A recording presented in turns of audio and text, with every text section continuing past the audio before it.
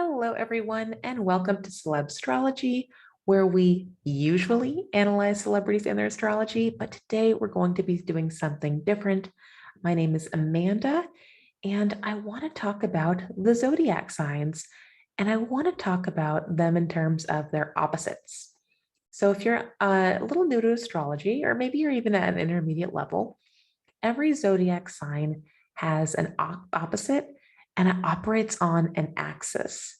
So let's talk about that today. And by the way, if you know any astrology skeptics in your life, one of the best, most convincing ways to educate people about astrology and have a conversation about astrology is not by saying, hey, your sign is like this, but by saying what they're not like.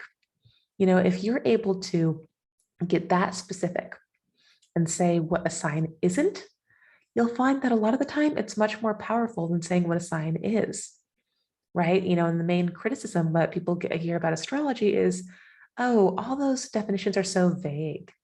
They're so general. They can apply to anyone, right? Not today. Today, we are going to say exactly what every sign is and what every sign isn't by comparing it to its opposite. Let's get started. Okay, the very first one is the axis of self versus other. This is Aries, self, versus Libra, the other person. Let's talk about it. So Aries is the first sign in the zodiac. It is the youngest sign in the zodiac. If you want to know more about this, I have a course on my website, celebastrology.com, about the evolution of the zodiac signs. So Aries is where we start. And Aries is, we are getting born into the world. We are separate from our mom. We are our own person. This is about individualism. This is about self-expression. This is like the Nike symbol, just do it. Who cares what anyone thinks? Aries is in springtime and it is a seed bursting through the ground no matter what. Good weather, bad weather, Aries is ready. Or it says, ready or not, here I come. In my course, I talk about different examples of celebrity Aries. So for example, we have Lady Gaga and Mariah Carey, and they both have very, very Aries quotes. So Mariah Carey says something along the lines of, once you tune everyone out, then you'll find you're the hero of your own life story. And Lady Gaga says something to the extent of, don't let anyone dim your shine. So really what Aries is saying is, if you're too concerned about what other people think, you're not going to be able to be yourself, and you're not going to be able to find yourself, and you're not going to be able to have an authentic, true identity. That is the Aries opinion. Libra, on the other hand, is the opposite. Libra learns through comparison. Libra says, whoa. If I don't know where I stand with other people, if I don't know how I measure up, how am I going to figure things out? Measuring, comparison, these are keywords, and Libra is actually symbolized by a set of scales. So you think about scales, right? You're trying to balance with the other side. So Libra is doing everything it can to figure out where it stands with the other person and tries to adjust and tries to, even at the risk of changing itself and sacrificing itself and losing itself, because it really, really, really wants to hear the other person and hear the other perspectives. And in pop culture astrology, one of those Libra buzzwords, they say, oh, Libras are indecisive. Not exactly that. It's kind of an oversimplification. It's not that all Libras are indecisive. It's kind of like analysis paralysis because they're considering more than other people. For example, Aries says, I'm that seed. I'm going to burst through, ready or not, here I come. And Libra's like, wait, is the weather right? Am I intruding on other planet's space? Libra is just factoring in so many different opinions and perspectives. Libra is an air sign. That's about the mind and intellect. Aries is a fire sign, which is fire bursting through, burning through. So Libra and Aries, again, in astrology, all zodiac signs have wisdom, and they're all equal wisdom, and they're different lessons. They're just different points of view. And the Aries point of view is, If I listen too much to other people, I'm never going to be able to find my own voice. And Libra says, it is through other people that I learn who I am. And it is through hearing them that is how I give voice to my ideas. Opposite points of view, totally valid. Okay, let's get to the second axis of comparison. So the next one is Taurus versus Scorpio. Both signs are concerned about security, but Taurus is physical security and Scorpio is emotional security. Another key comparison is Taurus is constructive and Scorpio is destructive, right? Taurus is a builder. It's an earth sign, wanting to make practical, measurable things that you can rely on in the real world. And Scorpio is destructive. Taurus in the cycle of the zodiac sign. So if Aries is the first sign, Aries is the youngest. Aries says, I'm just being born. Look, I'm me. Hi, how you doing? Then you have Taurus, which is, okay, now I need to learn how to survive. In astrology, Aries is symbolized by the head. Taurus is the neck. It's like, what do I eat? How do I function? Right? It wants to learn how to survive in order to prevent death. Scorpio is the sign of death, whereas Taurus is in spring when the plants are blooming. It's April and May. Scorpio is fall when the leaves are dying. And Scorpio says, we need to trim the fat. We need to have that death in order to have the beautiful spring. Very different points of view, right?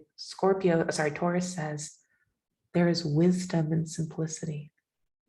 If we can just put things in reality and get rid of all the complications and just deal with the real world. And Scorpio says, no, it is much more complicated. It is about the underworld. It is about the things you can't see. And whereas Taurus, wants to take things as they are and be nonplussed and, and unbothered in a sense. Scorpio wants to say, who are you really? Let's get, into the rawness, the greenness. What is your soul? If I can see your darkness, then I can really trust you. Taurus says, let's just deal with results, reality. We don't need to go down this whole rabbit hole. If you think of Taurus and Scorpio celebrities, a good example of Taurus is The Rock, named The Rock, right? Taurus is an earth sign, and he has a quote that says something about like, hard work produces results. Simple. Scorpio celebrities, you have Leonardo DiCaprio and Ryan Gosling, and they're going to like penetrate through you with their gaze, and they're going to see your soul. Good Scorpio quotes are Bill Gates says, success is a lousy teacher. It is that pessimistic attitude. Scorpio is guilty until proven innocent. And on that note, Matthew McConaughey, a Scorpio, he has a quote along the lines of, all defense attorneys know their clients are really guilty. It's that darkness. It is that I want to have the ugliness seen. I want you to love me as I am and other people, not just the pretty parts. Again, Taurus is physical security. Scorpio, emotional security. I want you to see the depths of my soul and the darkness of reality, and let's get to all the ugliness and all the messiness. And then if we can still find acceptance, then we have something worthwhile and meaningful. And Taurus is like, that's a little dramatic, isn't it? Okay, so that's Scorpio, Taurus. Physical security, emotional security, constructive versus destructive. Then we get to Gemini, Sagittarius. So Gemini and Sagittarius operate on the axis of learning. Gemini is more of the student. Sagittarius is more of the teacher. Let's talk about it. So Gemini is taking in information. It can even get information overload. And Gemini is meeting new people and getting new ideas, and it doesn't know where it all fits in. And it doesn't want to pre-filter, and because it might miss a good idea. And it's like collecting little puzzle pieces, and sometimes it can't see the forest for the trees. Sagittarius is, let's jump to conclusions. Sagittarius, wants to know exactly the end result and the vision and the meaning and the purpose and the outcome, and we'll figure out the details later. Sagittarius is very cart before the horse. Gemini is almost overwhelmed. So in the body, Aries is the head, Taurus is the neck, and Gemini is where we split into the shoulders. It is multiplicity. It is multiple ideas. It is consciousness. It's like, oh, I have opinions now. I think this, that, what I think about this. Sagittarius says, here's how we should think. I think a very, very good example of Sagittarius is I once met a guy at a poker table who had a Sagittarius tattoo on his arm. And I said, oh, you're a Sagittarius, here on the cusp, when's your birthday, yada, yada. And he says, oh, I'm a Sagittarius, but I don't know what that means. That's Sagittarius. Sagittarius, he needed to express his brilliance. He needed to tell the world it's Sagittarius. He needed it tattooed on his arm that he's a Sagittarius, and he'll figure out the details later. Cart before the horse, right? Whereas Gemini is just lost in the details and who's this and what's that. And Gemini can get neurotic and its mind's always buzzing and busy because it's just intake. And Sagittarius is, whereas Gemini is internalizing, Sagittarius is externalizing. It is saying, here's where we're going. Here's the conclusion. It is needing to express its brilliance. Whereas Gemini is trying to find the brilliance everywhere. And so Gemini, you have this experience of collecting all these little puzzle pieces. And Sagittarius already has the big picture without any of the nuts and bolts. So they're both on the axis of learning. I'll also say that Sagittarius learns through teaching. Sagittarius, right, in the need to be righteous, almost needing to be like a preacher. Sometimes Sagittarians can be argumentative and direct, right? And it's in that process of voicing opinions that they discover what they really believe in. Gemini doesn't know what its opinion is yet because it's still learning. It's a younger sign. So Gemini Sagittarius is the axis of learning. Okay, then we get to Cancer and Capricorn. On a very simple level, Cancer is the sign of the mother, Capricorn is the sign of the father. So, and usually its axis is articulated as private space versus public space. So Cancer is about nurturing feelings, right? Gemini is what I think, and Cancer is what do I feel? It's sentimental, it's home, it's its own little bubble. Cancer is symbolized by a crab, and crabs have shells, right? Crabs can't run forward very quickly because they have those big old claws, but they can retreat into themselves. They can run backwards very quickly. So Cancer is about that safe space. Capricorn is the public space. Capricorn says, what is my legacy? What is my reputation? How am I being seen? Cancer seeks safety. And Capricorn is a mountain goat. It's climbing. It's calculated risks. It's ambition. It is, I want to go out into the world and I want to forge my path and build a reputation. Whereas Cancer is looking to go inside of its home, inside of its personal space, inside of its people. So private, public. Okay, two more. Then we get to Leo versus Aquarius. So for this one, I really like to talk about the seasons. And if you want to get deeper into astrology, if you really think about where every zodiac sign corresponds to in the season, it'll tell you a lot. So Leo is summer. It's late July through August. It is the time when we have endless sunshine. It is abundance. It is optimism. I love, love, love the Leo quotes because they're so Leo by Bill Clinton and Barack Obama. They're both very Leo. And Bill Clinton has a quote that says, everything that's wrong with America can be fixed by everything that's right with America, right? And then Obama says, we're on the right side of history. That's Leo. Leo is, we can do it, right? It is, we have unlimited sunshine on our side. We have abundance.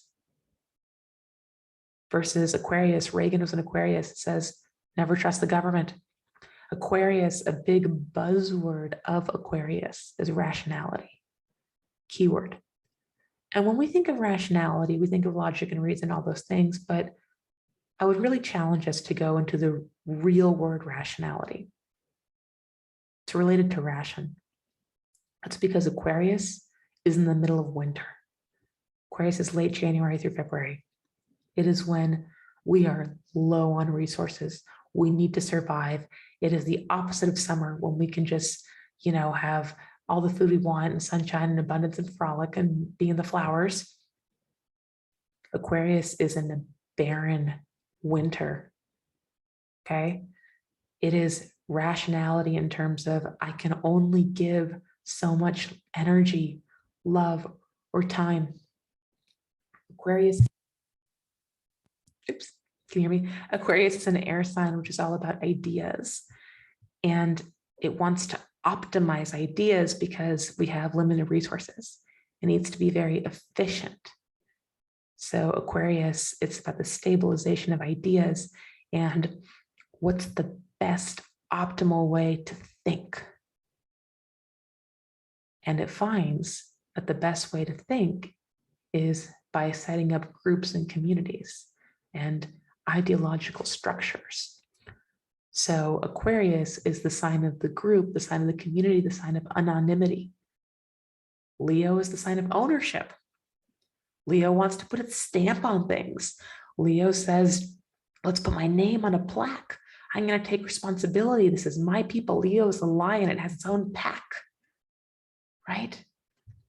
Aquarius says, I am one of the collective. I'm not the one little building. I am the neighborhood. And the benefit of that is freedom, right? So you don't get your name on something, but you can change your mind. You can move cities, you can move destinations. Leo says, I want the city named after me. Aquarius says, I need to be able to be nimble and on my feet and change my mind. Aquarius is like air, right? Leo's like that warm flame and it just, wants everyone to gather around the campfire. Aquarius is more distributive energy. If you do follow my astrology YouTube channel, you'll find that it's absolutely uncanny how many Aquarius men or men with heavy Aquarius energy in their chart seek powerful women, because Aquarius operates from behind the scenes, right? Good examples are Harry Styles with Olivia Wilde. She's much older than him and she's got a career and a reputation. Ashton Kutcher, he's been married to both Demi Moore, a very powerful woman, and Mila Kunis, a very powerful woman. Justin Timberlake, he's an Aquarius. Talk about being with a leading lady, he's with Britney Spears.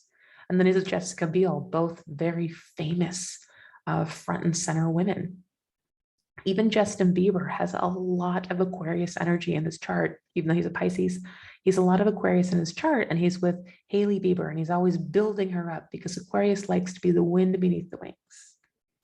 Aquarius is that quirky, anonymous, energy where it's kind of funky and can be free to move. Leo is, here's my building. I'm staying in place. Everyone come to me. Right. Okay, so Leo is personal branding, self, and Aquarius is community, group, freedom, mobility, things like that. And then finally, we get to Pisces and Virgo. I should say Virgo and Pisces, because Virgo is the 6th sign and Pisces is the 12th. So Virgo is structure and Pisces is creativity. Virgo says it's black or white. Pisces says it's gray area, it's black and white. And this is what I mean if You speak with someone who they're skeptical of astrology, or maybe they're a Virgo, and you say, well, Virgo really wants to organize its thinking, and they'll say, yeah, everyone wants to do that. And then you say, well, Pisces is all about gray area, and there's multiple right answers. And they'll be like, ew, I don't believe that. Or vice versa. Pisces people like to see themselves as tolerant and compassionate and incorporative. Pisces is trying to expand our scope, whereas Virgo is filtration. In the body, Virgo rules digestion. And it's very serious. In digestion, it is either useful or waste. We don't put things in our bloodstream, right? It is used as energy, is digested and processed, or waste. There is no in between. It is filtration. It is discerning energy. It is categorization. It goes here or it doesn't. It's analytical. Pisces is creative, and why do we have to choose? Pisces is symbolized by two fish swimming in opposite directions, one down to earth and the other up to the dream world. Pisces transcends reality, whereas Virgo says, get real. In my online course, on my website, I talk about the evolution of the zodiac signs. And as they get a little bit older and older with each sign, Virgo is like the reality check. Virgo tells the 18-year-old, you think you're an adult? Let me tell you what adulthood really is like. Whereas Pisces is much older, and it's almost like over it, and it's compassion, it's giving, and it's like, it's accepted that people aren't perfect, and then life is what it is. And you can't do, and some things you can do and some things you can't. And it's like ready to die and transcend into another realm. So Virgo is that reality check. Virgo is strict. Pisces is softness and compassion and really, really tolerant of multiple right answers. Whereas Virgo wants to get to the right answer. I hope you found this helpful. That is a quick summary of the 6 axes of all the zodiac signs. If you like this style of video, rather than just only my celebrity video, if you want to have these kind of conversations, then please let me know in the comments. Thank you so much. I promise I'll get back to my videos as soon as I can. I just moved to Ireland, but I'm really glad to be getting back into astrology. Thank you.